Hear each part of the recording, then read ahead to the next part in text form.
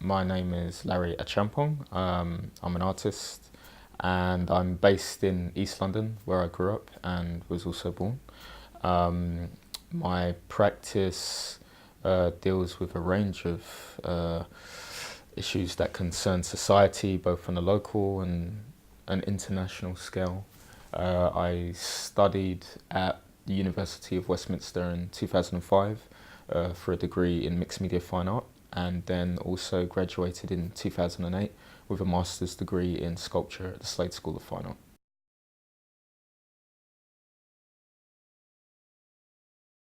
Jam in the Dark as an idea happened, I think, for me at a really kind of special time of growing as an artist. I was at the later stage of my master's at the Slade, and you can imagine in doing sculpture you have a lot of other artists that are making works that are very figurative, and a lot of us want to make a visual statement that will hopefully, get us a show, a gallery, that kind of thing.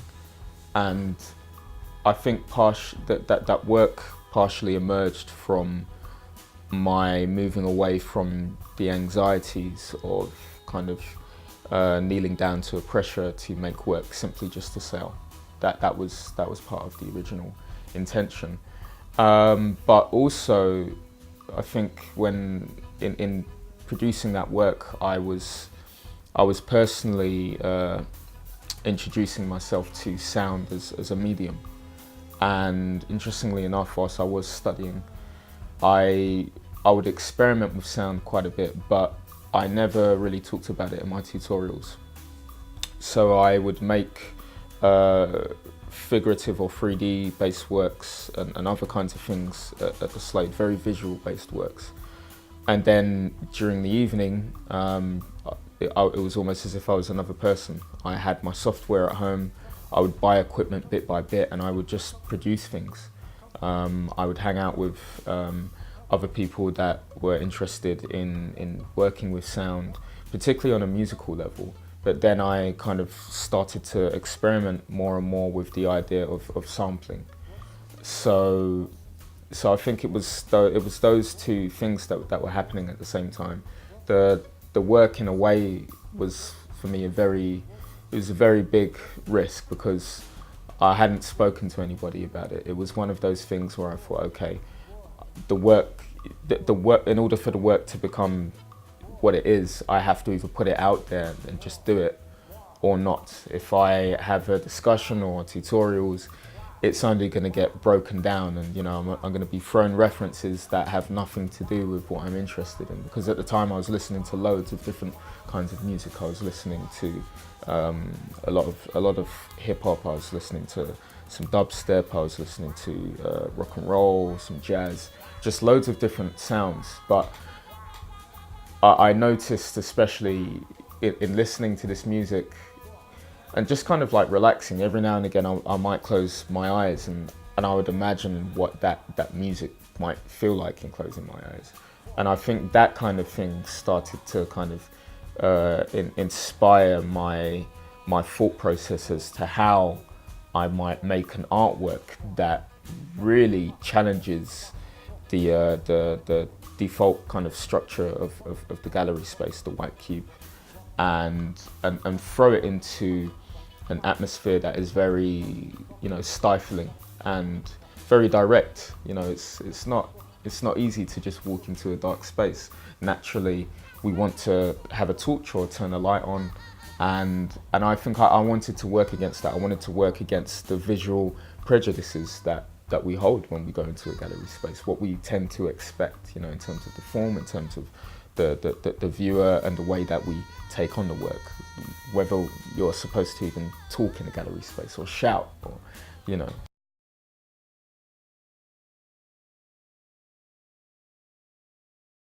was thinking a lot about sound in terms of sculpture. I'd made some works previously that combined sound and sculpture, but I'd never experimented with performance in a way where it just the performance creates the installation, the environment with, you know, the lights turned off. So for me, it was really about kind of taking away certain aspects of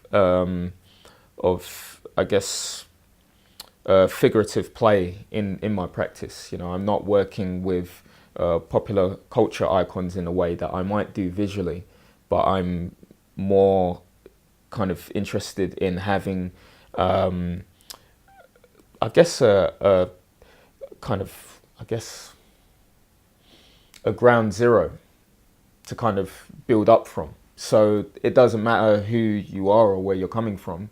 You come to the space, you're going to be on the same level as the next person that's coming to experience the work. You know, even one's own experience in relation to being in the dark, it almost doesn't really matter, because the work doesn't have this kind of literal connotation that goes toward any kind of saying or meaning. It uses the dark in many ways. It uses it in a very ambiguous manner.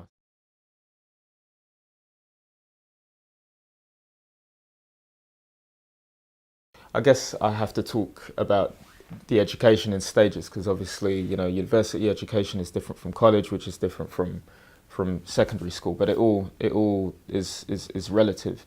And I think ultimately, in connecting all of those moments of education for me, I went through, and other people that I know as well went through this, I guess, this series of learning things, but learning perspectives.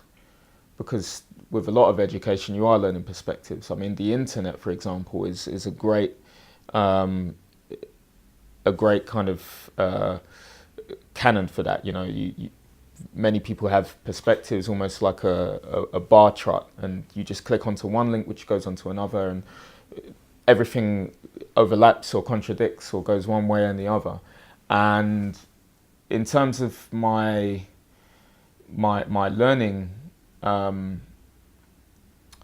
I was given really kind of like I guess, I mean, I worked with good tutors. I had some really good tutors, some people that I really get on well with. But if I'm honest, and if I can also be critical about that, I think that the foundation for a lot of the education was very, very Eurocentric. Now that probably sounds silly because we're in Europe right now, but as far as art goes, I would have expected to dive into a situation that explores art from various points of view, and I don't think that really happened. So I think toward the end of college, one of the first black artists that I found out about was actually through this 20th century art book. Can I quickly go and get it? Is that all right? Yes. Or shall I? Yeah, okay, that's fine. So I I remember I was in one of the I was in the library and I was studying in Barking College, and I got one of these Phaidon 20th century art books, and I'm just scrolling through the pages, and I come across an artist called Adrian Piper, who I thought was, I don't know why I thought was a man to begin with. I didn't know anything about her practice, and the work in question was self-portrait exaggerating my Negro features, and almost instantly I was just glued to this. It was this kind of, it was this hidden page that I'd not been shown, I'd not been able to explore, but I knew that there was some big, you know, gravitas behind that, and I had to investigate that, even if my work was never going to, you know, be about that kind of aspect of what identity can mean. And so I think through the years after college, going onto BA level, I had these moments of tutorials, of lectures, of, you know, of learning things. But then I had my own approach to learning. I was buying my own books. I was buying, my own library, as it were. That was different from the library that, was available at Westminster, and in a lot of ways the Slade as well. But I think this has helped to enrich my practice, because a lot of it is about investigating. It's about investigating things that are there but are just waiting to be found.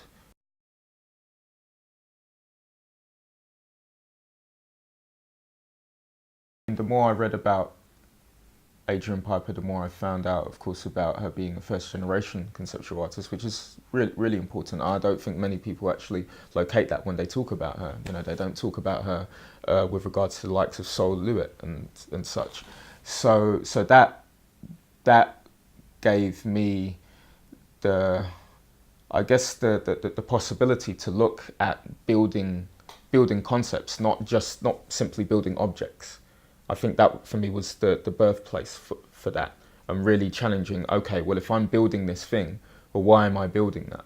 What is the significance to the idea? Because it always comes back to that. It always comes back to that as a discussion, and I find that my practice it's a series of discussions. Every physical or non-tangible idea that flows through from the practice is always based around some kind of discussion, where I will go about doing the research or having more conversations in connection to an argument that I might want to have. And so I'd say the degree at Westminster was that kind of point in time where I would experiment a lot with different I guess physical outputs, looking at installation, looking at painting as an approach, looking at sculpture. So really not trying to narrow myself down. Even so, I was studying there around like the early 2000s, and this, I guess technologically speaking, time-wise, was when digital programming was coming through much more in terms of editing. So I'd say I was probably one of the last of a generation to learn about manual editing using Final Cut Pro. So using the old school VHS machines, where you're physically kind of rolling back the footage, Super 8, that kind of thing, and then I'm learning that data can become this almost invisible thing via a USB stick. So I think it was a really kind of special moment for me, a moment of discovering, looking at new technologies and how that might help to inform new ideas, instead of just making, or just painting skateboards. I can't, I'm also, I think my practice also is a reflection or a mirror of my personality. I get very bored just doing one thing. I can't do one thing. But I do want that to be consistent. So if I'm having a discussion about, let's say, I guess identity in the age of the internet, using a meme as a metaphor, to me can be very powerful. It can be as powerful as creating using a physical performance within the space, but it just depends on the idea and what's necessary to get the idea across.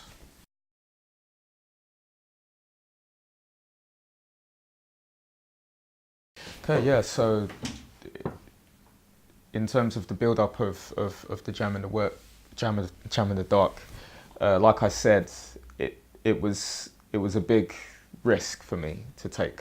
I didn't have no discussions with anybody. I didn't have no tutorials or, hey, I've got this idea, I'm going to throw people into the darkness.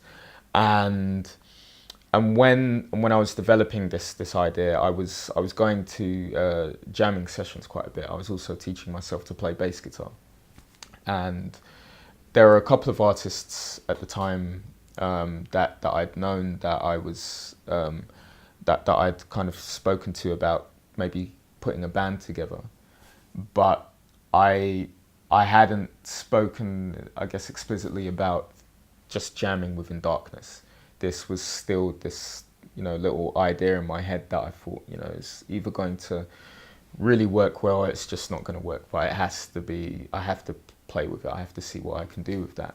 And so, to be honest with you, essentially, I went to a range of jamming sessions and found them through Gumtree.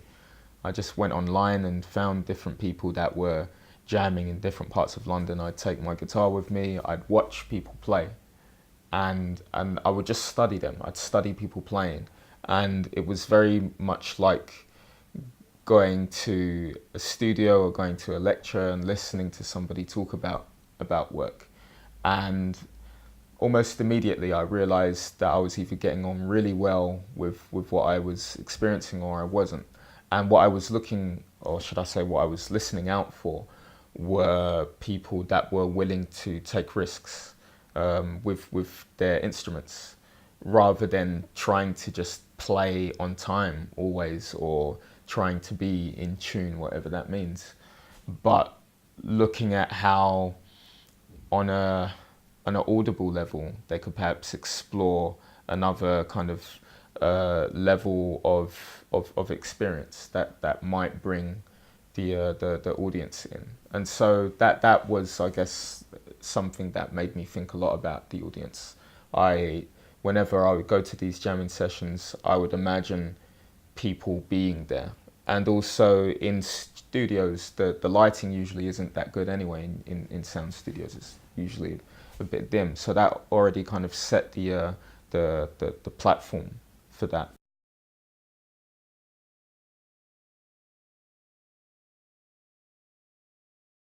If I'm honest with you, I didn't have a particular expectation as to what the audience would do.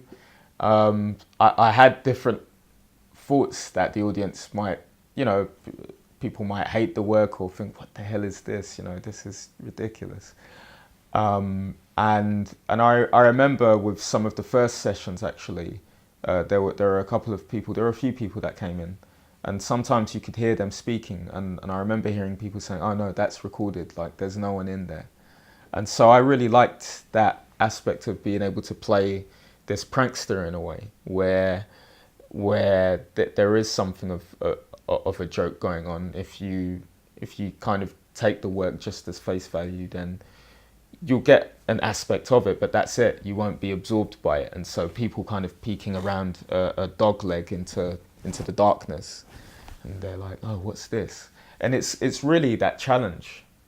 To me, it's about placing that challenge there for anybody, the viewer or even myself, and then seeing where that might go. But as far as an expectation, no, not necessarily. I think the only expectation that I had was that if you see the work, maybe you might want to be absorbed by it. Maybe you want to go inside and see what happens, and maybe you don't. But what does that then mean to you and one's own approach to experiencing art? Because like I said, it's a very challenging and stifling situation. You're being thrown into darkness and you're surrounded by sound. Health and safety wise, it's not the best thing in the world, but then, artistically, you're working with senses in a way that you wouldn't usually do in a gallery space. So I really wanted to have that platform there for the audience, just a different way of experiencing, really. And again, like I said, this idea of a ground zero.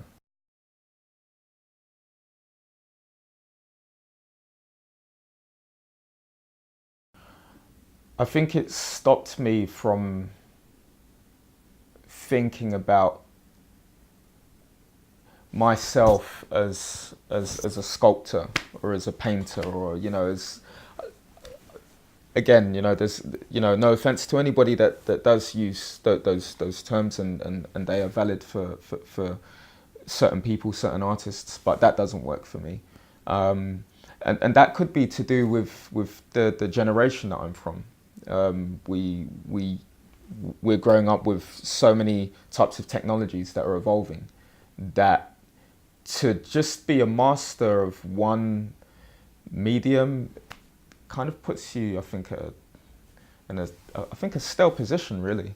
You know, technology demands that you just even look into new possibilities, and I think that that's what the work did for me. It made me question my approach at the time to producing work.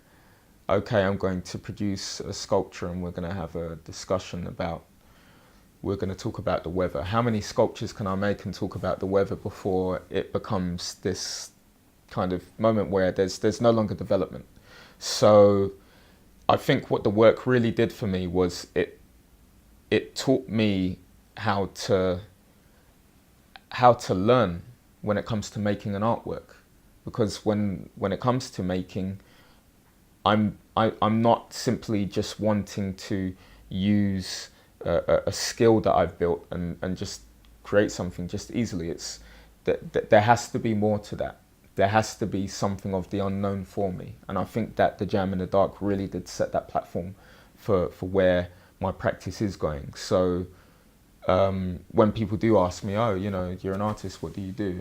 Well, I say, well, I work with a range of media to express myself. If that sounds ambiguous, then fine, but I think that's what it's helped me to do. It's helped me to just be even more exciting with what I do, I think.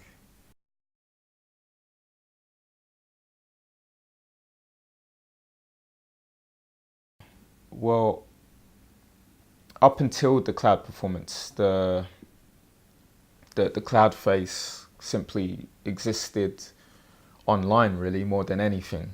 I'd developed my website from the ground up, and that had been around for a few years. And whenever I'd made these works, the final output might have been a print, but that would only happen if if I felt that the print was right for the exhibition. Otherwise, it would exist in the internet like a forum, and the work is also presented like that. So you scroll down, you know, and you see these different clouds, or the same cloud, who knows? And I'd realised I hadn't brought the cloud face kind of physically to the space before as a real life thing or object, and I was beginning to ask myself questions of what that might mean. And I I I do, you know, like some lecture work and presentations and things like that, and I'd done some with some young people at the Tate, and I'd presented the clouds before they were called clouds to some young people, and I like to just ask people, what does this look like to you? And the reason why I ask them what it looks like is because their perception of what prejudice might mean is going to be completely different to what it means to me, what it means to a previous generation, and so on and so forth. And so the word that came out the most was cloud. I don't know why that came out, but that was their response. But I didn't want to ignore that. I didn't want to think of just, you know, applying a word that might even be overly literal, or just focusing on a particular point of view. And that's kind of why I like the word cloud, or the word cloud face. When I say cloud face, for me, I think about Super Mario Brothers. I think about the clouds on the first levels and things like that. And so it was the perfect vehicle to introduce something that is definitely difficult for some people to take on into the space. But again, I hadn't brought this physically as a performance, and I'd thought about this, you know, a bit before I decided I was going to do the tape performance. How might the cloud face be introduced into the gallery space as an environment? does the cloud face actually have a name? Does the cloud face think? There's, you know, so many different things. Because by taking a 2D format and, you know, and then turning that into a performance, you're not just utilizing the three-dimensional space. You're also utilizing the oral space around you. You're the people that are talking and are asking questions. Do we create a situation in which the cloud responds to those people? Is the cloud even existing in a parallel universe? Those are some of the different things that I wanted to bring out. And so I thought of this idea of kind of creating a reverse heist in the Tate Museum. So by taking on the poetry and dream space, and most specifically the Picasso room, I would reverse this idea of a heist by placing an object, a living, a breathing object within the environment, within the space.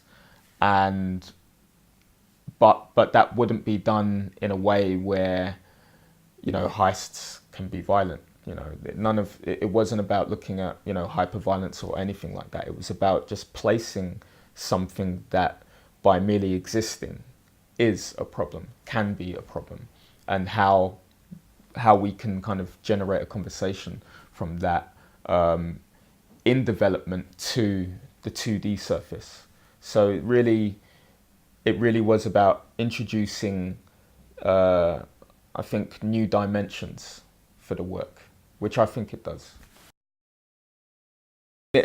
It's by looking back at the old Let Me School You, the older Let Me School You pieces, you can see in the images a lot of the situations look very kind of fabricated. There are a couple of photos of myself and my brother, and we've got suits on, and you know, we have these sofas that are very elaborately decorated, and I was very I guess seduced by that idea of bringing in, you know, the decoration into, you know, the environment. And so that was part of the decision that I'd made in terms of bringing this female into the environment. There were loads of things that went through my head when I thought about having another person with me. What race might the person be? What might that even mean? If the race of the person is different, might that take away from the physicality of the 2D photos?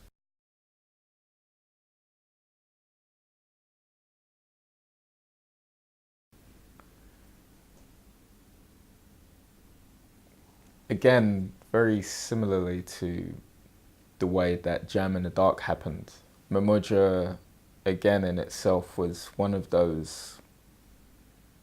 It's one of those ideas that I hadn't really spoken to anybody about.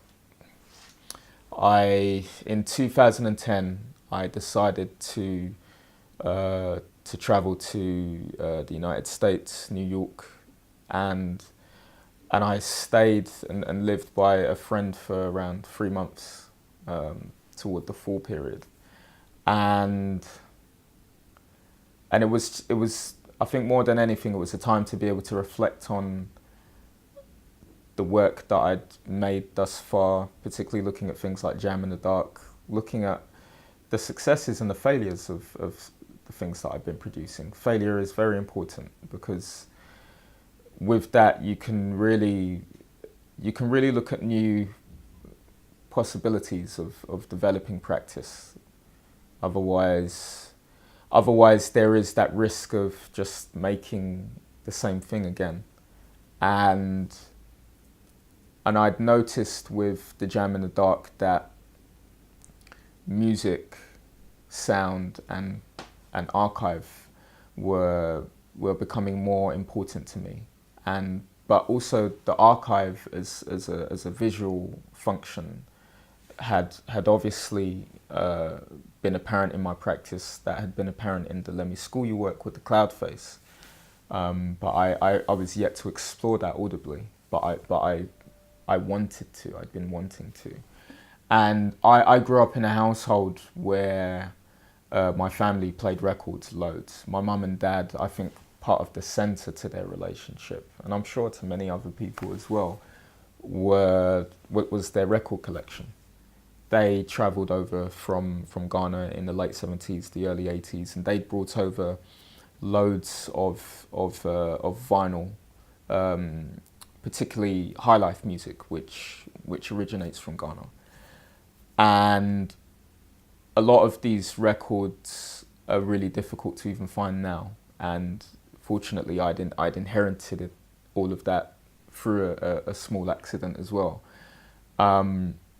So around that time, I'd been playing some of those records, and I'd been playing and replaying a lot of my favorite songs from, you know, like the garage or house scene, hip hop, and I've been repeating them. I think I had an iPod at the time. I got a new iPod, and I'd just been repeating these sounds, and I'd always thought about how I could make an artwork, or actually make a self-portrait using sound. If I was going to make a self-portrait using sound, how would I do that? What kind of tools would I use to go about doing that? Would it be a very kind of dislocated and ambient sound? Would I be looking directly at source material and looking at the history in relation to that, which I did employ in the end?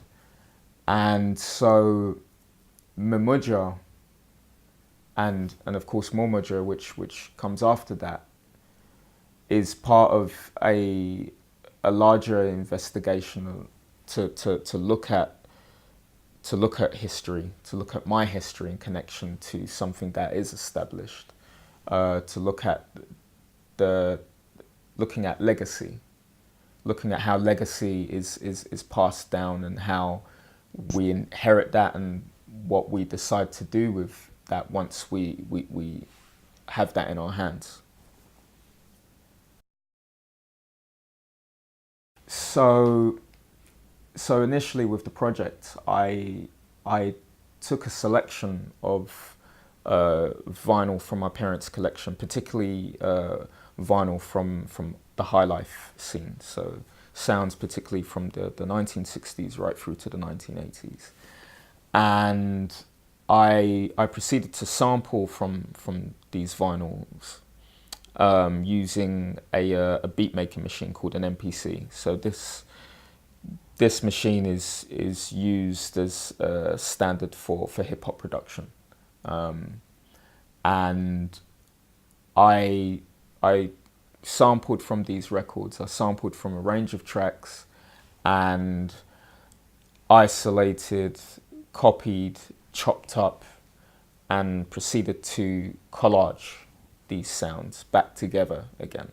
So it's kind of it's like a reverse jigsaw. You know, it's taking the remains, or the archive, as it were, re-recording that, and then proceeding to manipulate that even further into a contemporary environment, to make beats, to make new jigsaws, and allow that to exist in a contemporary environment. So it's a revisiting and a representing of sound and of history.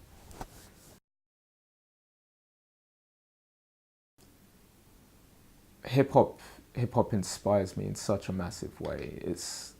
I mean, I listen to it now, and I've not fallen out of love with it. That I know that some people kind of ask this question of, oh, you know, is hip hop dead, or, you know? But to me, hip hop is like it's the ultimate kind of cultural symbol of what appropriation is and what it can do. And I mean that. I think more than anything, it as a vehicle for taking on nostalgia, taking on the past, taking on, various time periods, the ability to take those on and to omit from it what you will and to hold on and isolate what you want. I mean, that's contemporary art.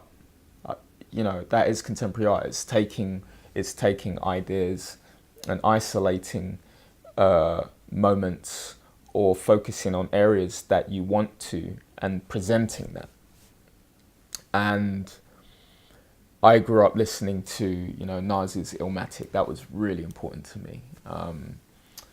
I listened to Gangstar quite a bit, the Wu-Tang Clan, Mobb Deep. So it's that, that boom bap era of hip hop where the samples, I think, became more and more sophisticated, looking at jazz and looking at that history of jazz and that representation of that really inspired my own thought process. I think more than anything, in terms of hip hop, I really got into the sound and the audio production of that. Whenever it came to, listening to a track, I was always wondering, and who produced that? Which person produced that? And in listening and re-listening to tracks, I could hear signatures. I could in the way that when if I would see a painting in a show, I might notice that signature style. It was the same for, listening to a Timbaland track or a DJ Premier track or a Jay Dilla or, So those experiences really influenced this possibility for me to explore the history of highlife, to do that creatively, to do that audibly, to do that musically, and with the archive in mind, to keep the archive in mind. The focus is taking on this material. It's not simply just, oh yeah, I listened to this and then I decided to make some sounds based on it. No, I'm directly reaching into that material and proceeding to represent it and use the internet, for example, as a way of exposing these ideas. I still, if I'm honest with you, I kind of take issue with the workers' music. Actually, and of course I appreciate that it's interpreted as music, and it's quite a nice gesture to hear that people relate to the work in that way. But I think first and foremost, it's always a sound work. It's always been a sound work. I don't take direct credit for the source material. It's more about the idea of taking on that source material and the presentation of that and what that might mean, or whether we've even had the kind of discussions that we need to regarding that, because there's a breadth of information about highlife that unfortunately doesn't really get spoken much about, including the fact that Kwame Nkrumah saw art and music as vehicles for the pride of a nation, utilizing that. He would have E.T. Mensah and his highlife band travel with him to different states. So yeah, I as a musician, I mean, yeah, people do call me a musician. I don't go around trying to say, look, I'm not a musician, that in itself is kind of silly, but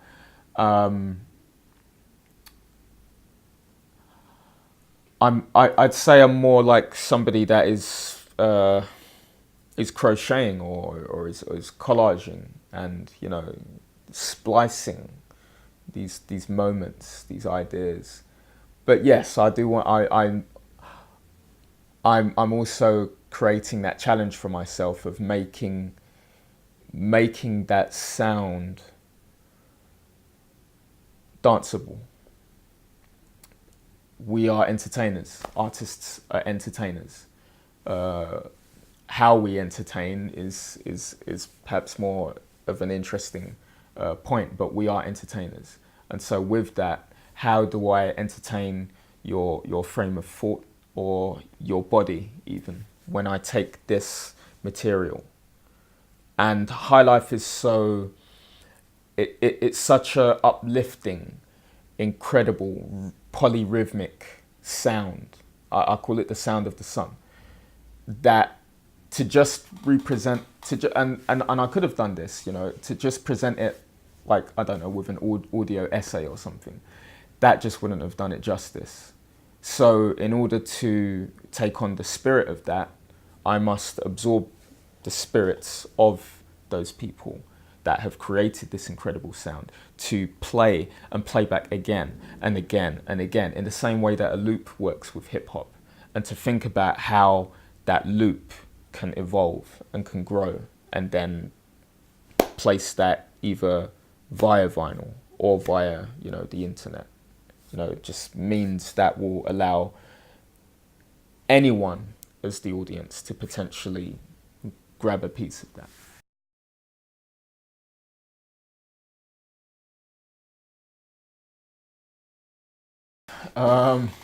This is probably going to sound really a bit embarrassing, but I've only recently probably just heard about it. And I've researched it, and I've read up on post black, and yeah, I take issue with it. I really do. I think that this, and we do use these terms. We use post quite a lot in art culture and things like that.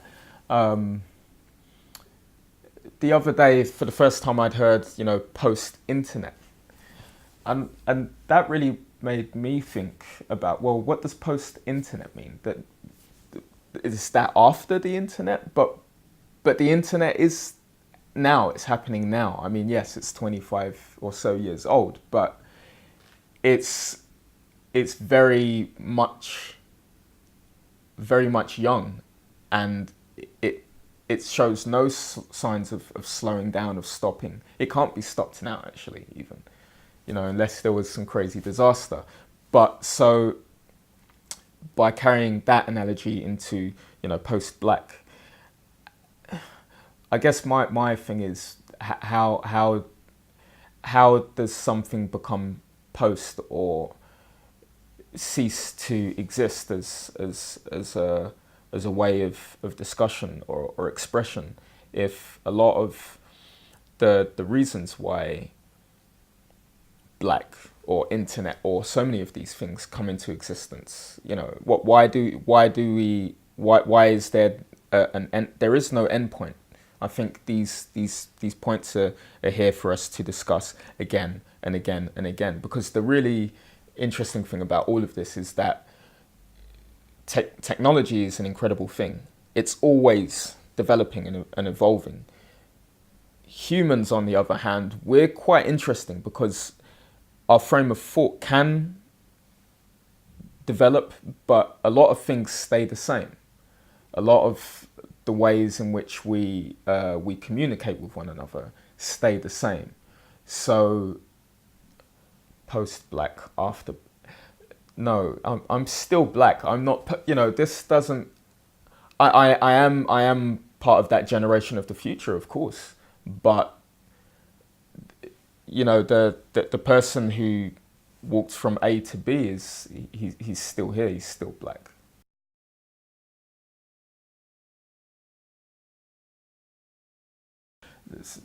I think that's a yes and a no answer. And I say that because without the experiences that I had, growing up and learning about art, learning about artists, learning about Keith Piper, Sonia Boyce, Eddie Chambers, a lot of these important people, my frame of thought would probably be very different to what it is right now, sitting here in front of you. Researching and learning about those guys and meeting them, most importantly, being able to have discussions with them, allowed me to think about my own position in relation to not just contemporary art, but the environment. And I have to say this as well, I hope we have time for it, but I think that really not only made me think about my identity as a black male, but as a working class person in an environment that is predominantly middle to upper class based, and that is what the gallery scene is, the art scene. And that I don't go about trying to, put up like a poster saying, look, I'm working class, I'm black.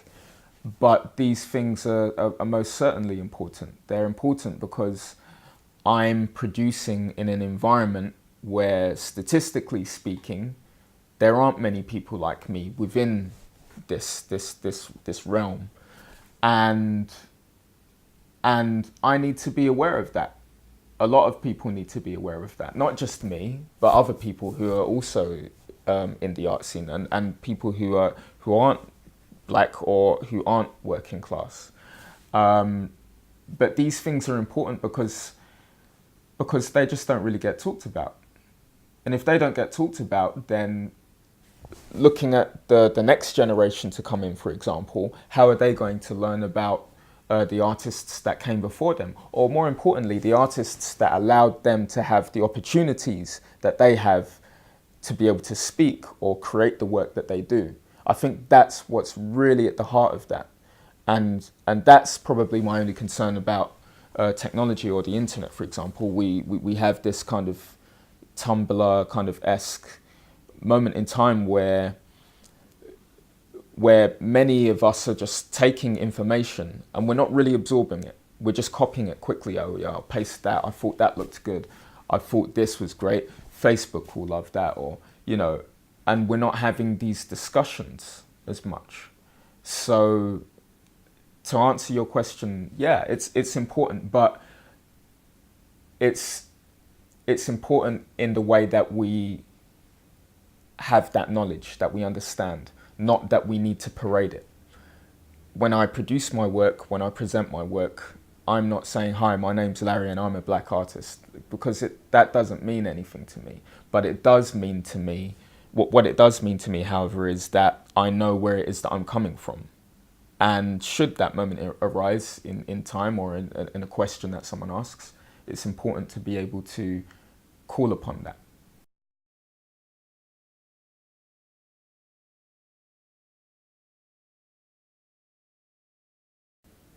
I've been to Documenta twice now, and I find it to be such an incredible festival in many ways. It's just so large. You can't get, even if I was to spend like a couple of months, I couldn't simply absorb, so much of that information that is there. And I've never experienced anything like that before when it comes to art and when it comes to the output of art.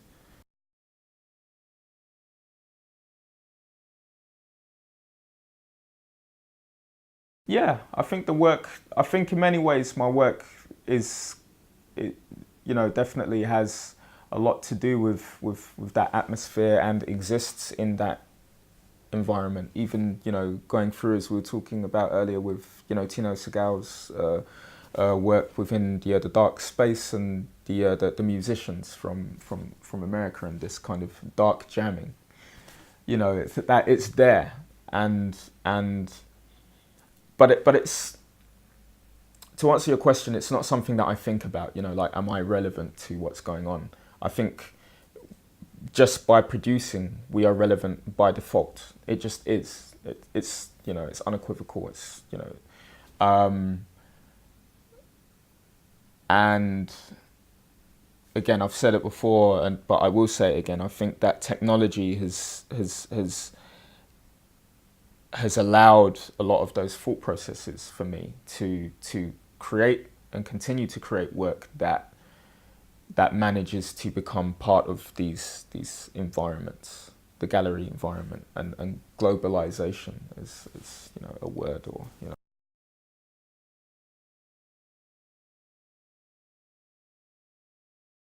I've met a lot of great curators, yourself included.